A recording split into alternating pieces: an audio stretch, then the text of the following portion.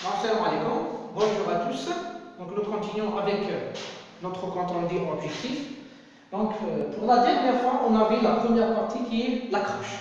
Donc reste maintenant le résumé et la conclusion.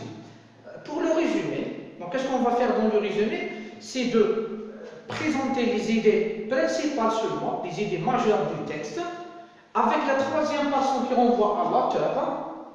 Voilà. Et en plus, c'est faire une reformulation. Qu'est-ce que veut dire la reformulation? Reformuler l'idée, c'est-à-dire avec mon style personnel. L'idée garde telle qu'elle est, mais seulement le style, c'est différent. C'est mon style personnel, pas celui de l'auteur.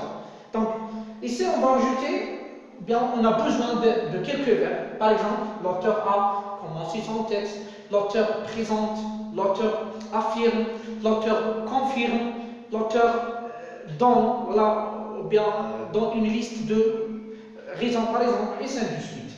Donc, pour maintenant les numéros 10, 11 et 12 et 13, ce sont quoi? Ce sont les idées principales du texte.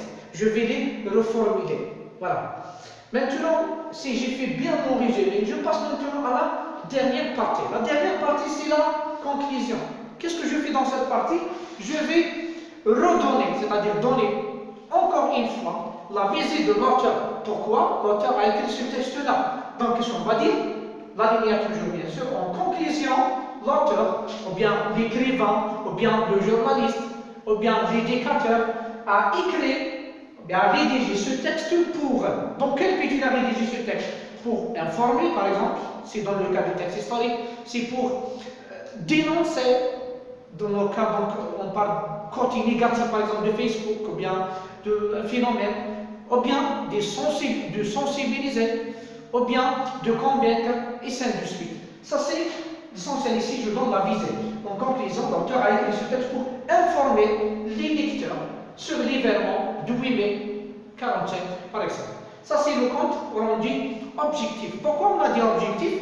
La remarque, c'est dans ce type de compte rendu, l'étudiant ne va pas donner son opinion, ou bien ne va pas donner un commentaire. Il ne va pas dire que je suis pour, ou bien je suis contre. Il ne va pas ajouter des idées qui ne se trouvent pas dans le texte. Donc, il faut être objectif. Donc, ça, c'est notre compte rendu objectif. Merci beaucoup, voilà, et on se voit à bientôt, Inch'Allah. Bon courage.